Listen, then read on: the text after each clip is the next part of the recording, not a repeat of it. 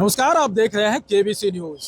देखिए, पूरे बिहार क्या पूरे भारत में जिस तरह से बंदी के साथ साथ नीट पेपर लीक मामले को लेकर के दिल्ली के जंतर मंतर से लेकर बिहार के अलग अलग जिलों तक जो प्रदर्शन रहा, उस प्रदर्शन के खिलाफ छात्रों ने जमकर आंदोलन किया, जिसमें पुलिस के द्वारा लाठियां चली, बर्बरता भी हुई, छात्रों के द्वारा भी ईंटें पत्थर कई ऐसे काम किए गए जो स्वीकार योग्य नहीं है। लेकिन उन तमाम चीज़ों को अगर देखा जाए तो कल आखिर छात्रों की जीत हुई है और जो धर्मेंद्र प्रधान केंद्रीय शिक्षा मंत्री हैं, उनको हटाने की बात हो रही थी, वो भी हट गए और उसका प्रभार भी दूसरे को मिल गया।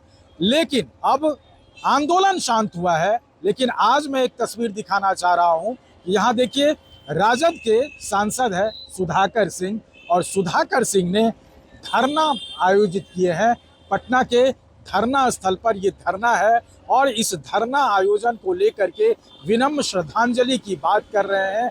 इस आंदोलन में, छात्र के आंदोलन में जितने भी छात्र की मृत्यु हुई है, जिस छात्रों को हिरासत में रखा गया है, जिस पे एफआईआर हुआ है, इन तमाम लोगों के प्रति अपनी संवेदनाएं व्यक्त करते हुए सुधाकर सिंह ने क्या कुछ कहा है इस धरना स्थल से, जरा आप सुनिए। फिर भी आपको क्या है? कौन कौन मांग प्रधानमंत्री ने मान लिया?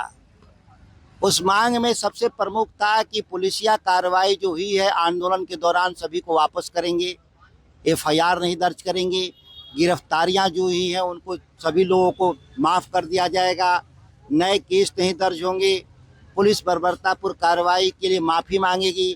इनमें से कौन चीज़ पूरा हो गया? कुछ नहीं पूरा हुआ। 1-1 करोड़ रुपए की बात की है। 1-1 करोड़ रुपए की कीमत जो लगाई गई है वो बहुत दुखद है। फिर भी बच्चों के परिवार को एक सांत्वना मैं मानता हूँ।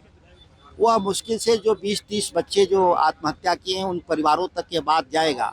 लेकिन जब लाखों करोड़ों बच्चों का जो भविष्य का जो चोरी हुआ और वो बच्चे बहुत हताशा और निराशा में हैं, मेंटल ट्रॉमा में हैं, उसके लिए सरकार क्या करना चाहती है?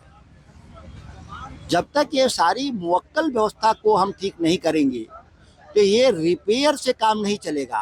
कोई बिल्डिंग में कोई प्लास्टर कहीं दरक गया हो, ये नहीं मानता। ये पूरी जो इमारत है, बुनियाद है शिक्षा की, वो दरक गया है। आप नए सिरे से गढ़ना होगा। आप किस मुद्दे को लेकर? मैं तो आज बिहार में बर्बर पुलिसिया कार्रवाई के खिलाफ बैठा हूँ, जांच के लिए कि जांच हो, पुलिस अधिकारियों पे कार्रवाई हो और जो छात्रों को गिरफ्तारियां हुई हैं उनको जल्दी से जल्दी छोड़ा जाए ताकि बच्चे अपनी पढ़ाई लिखाई में लग सकें।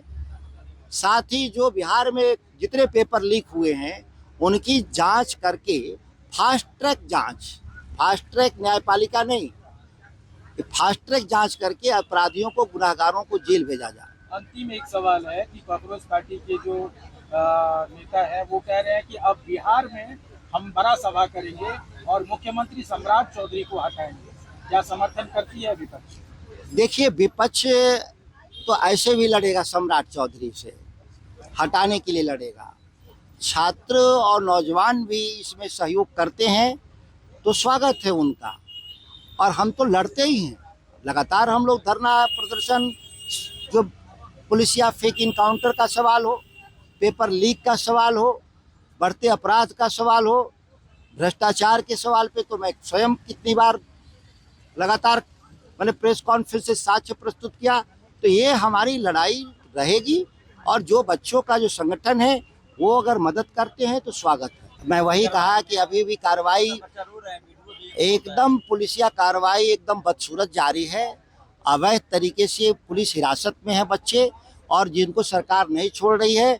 सरकार एक नए आंदोलन को आमंत्रित कर रही है। सम्राट जी, इस बार आपका इस्तीफा तय है अगर आपने सुधार नहीं हुआ तो। आपने सुना सुधाकर सिंह ने क्या कुछ कहा, और उनका भी यही मांग है कि अब आंदोलन अभी खत्म नहीं हुई है। आंदोलन तब तक जारी रहेगा जब तक सरकार के अंदर से भ्रष्टाचार और पेपर लीक मामले को लेकर के खत्म नहीं होगा। और साथ ही साथ जिस बच्चे को हिरासत में लिया गया है पुलिस के द्वारा, जिस बच्चे को एफआईआर किया गया, जिस बच्चे पर, उन तमाम बच्चे को बाहर करे, इसके लिए हमारा आंदोलन जारी रहेगा। और सुधाकर सिंह ने एक और बात कही कि अभी ये शुरुआत है और इसकी जो अब आगे तक जो कार्रवाई होगी वो कार्रवाई होगी बिहार के मुख्यमंत्री सम्राट चौधरी को हटाने की। और सम्राट चौधरी को मुख्यमंत्री पद से हटाने की कवायद सुधाकर सिंह कह रहे हैं कि ये करना होगा और जितने भी विद्यार्थी को हिरासत में लिया है उसको सरकार छोड़े, उसके बाद हम लोग चुप होंगे। कमलेश आनंद, केबीसी न्यूज़, पटना।